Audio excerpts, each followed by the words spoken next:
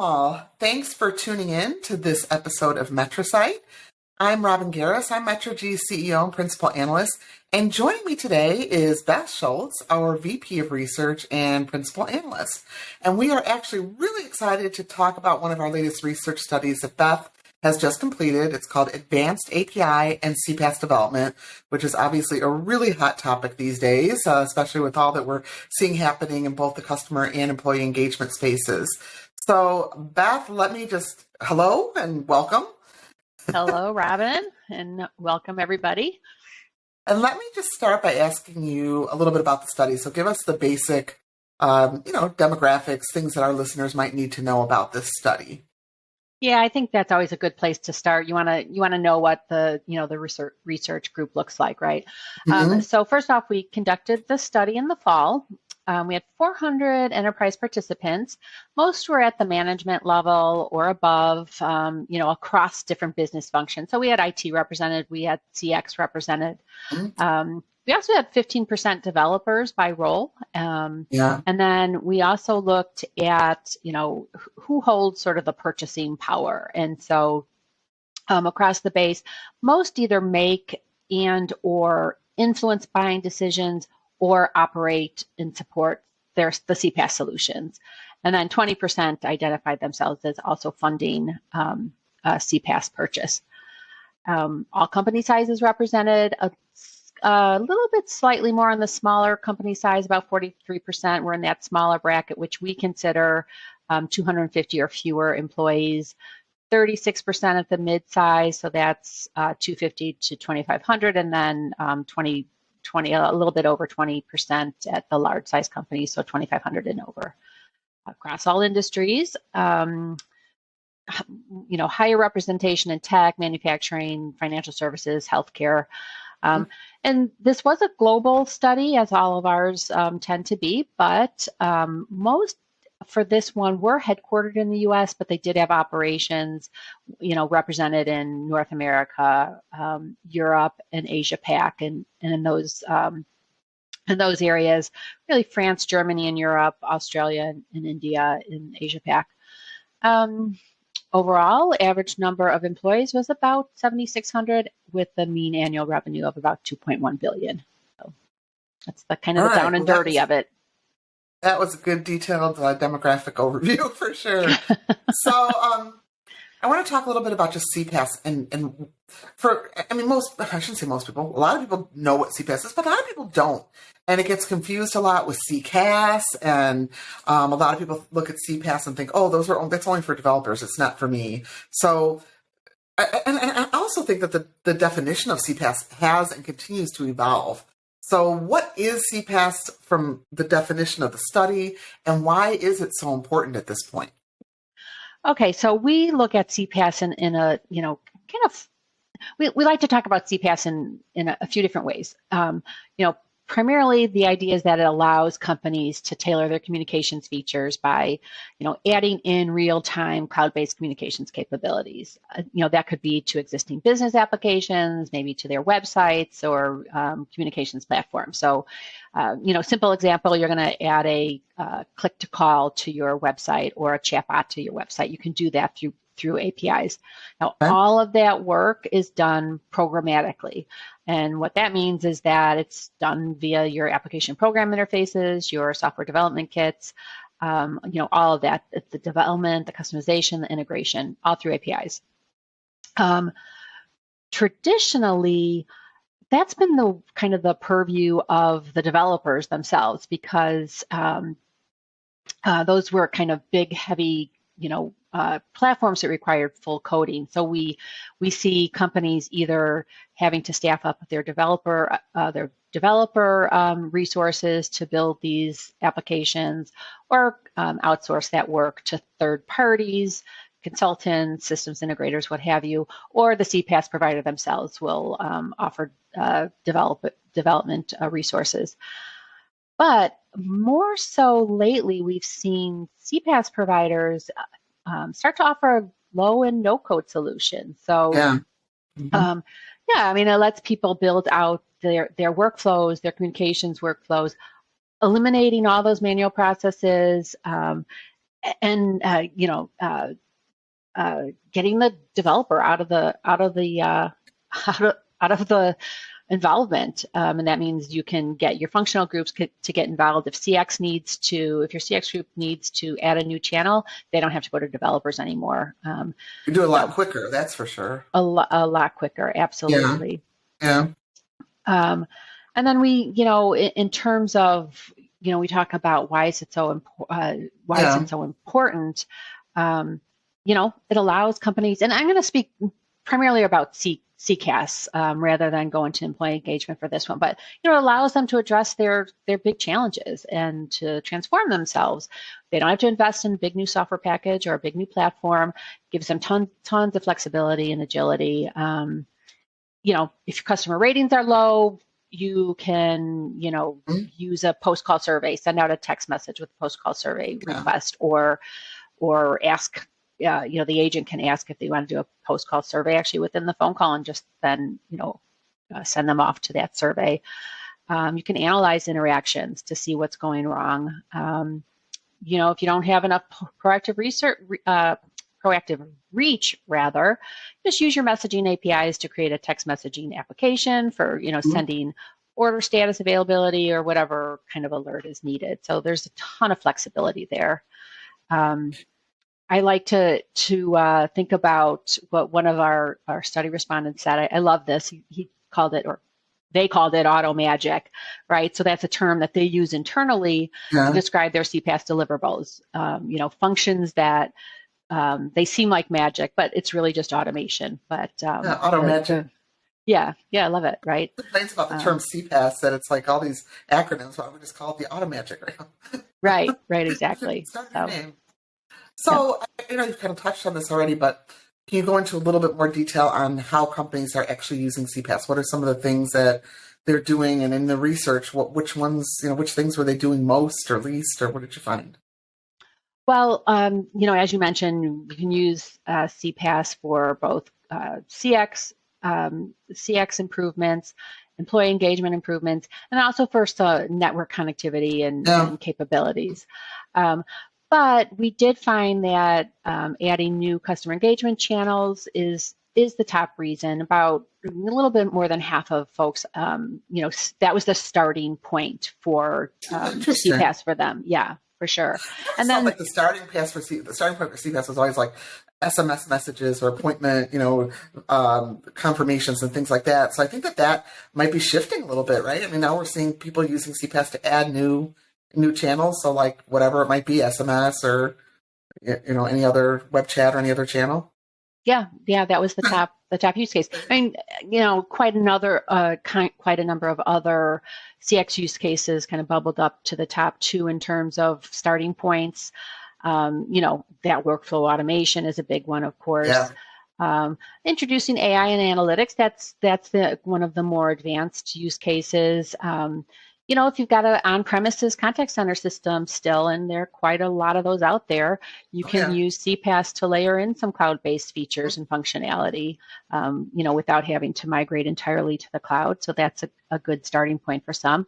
And then self-service itself is becoming, highly desirable, and adding in a virtual assistant for that self-service, to guide customers through the self-service process is also one of the top starting points these days. And then, we looked at, what are they doing with this stuff? So they're everybody's doing a little bit of everything, or a lot of everything. They're building out applications, and they're building out workflows, and they're, brand new stuff. And then they're also using CPaaS to augment their existing applications and augment existing workflows. Okay. All right. So how would you say this growth looks? How does this growth look, I guess, on an API basis? So overall, just generally, we see, from onset, and, we looked at starting in about 2009, 2010. That's sort of the Twilio days. You had some messaging APIs and voice APIs starting to come in there. So whenever they started their onset, about 84%. So a good chunk of folks have increased their use of CPaaS over time, right? CPaaS overall, okay. Overall, right, and a quarter dramatically so. Okay. In 2022, we saw 77% saying that they had increased their use of CPaaS, and that kind of breaks out, small increases and dramatic increases. And then for 23, we see slightly higher, so about 79% plan on continuing that growth. Now, in terms of the types of APIs they're using and the growth they're seeing, so we see for this.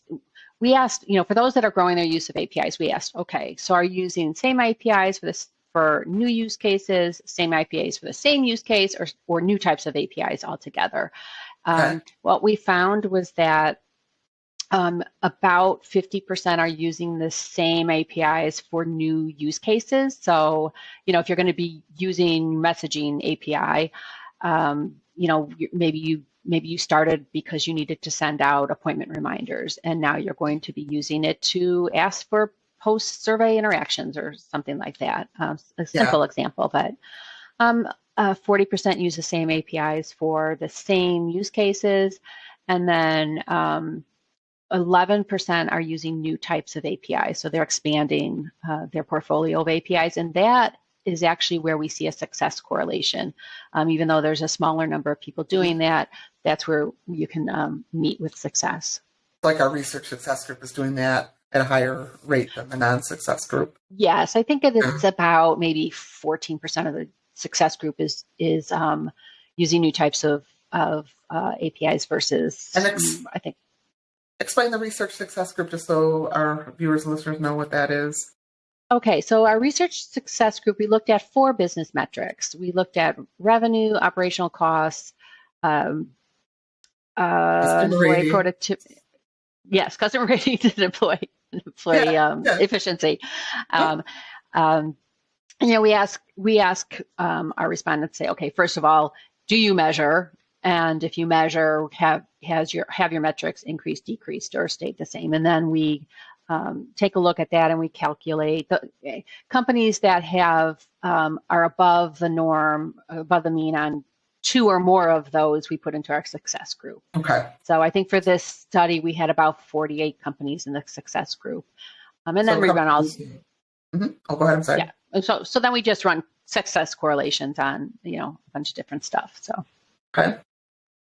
So now that you've explained the success group, can you tell us more about what these successful companies are actually doing with CPaaS? Because I think that's a really important point for any enterprise business IT or CX leader to look at.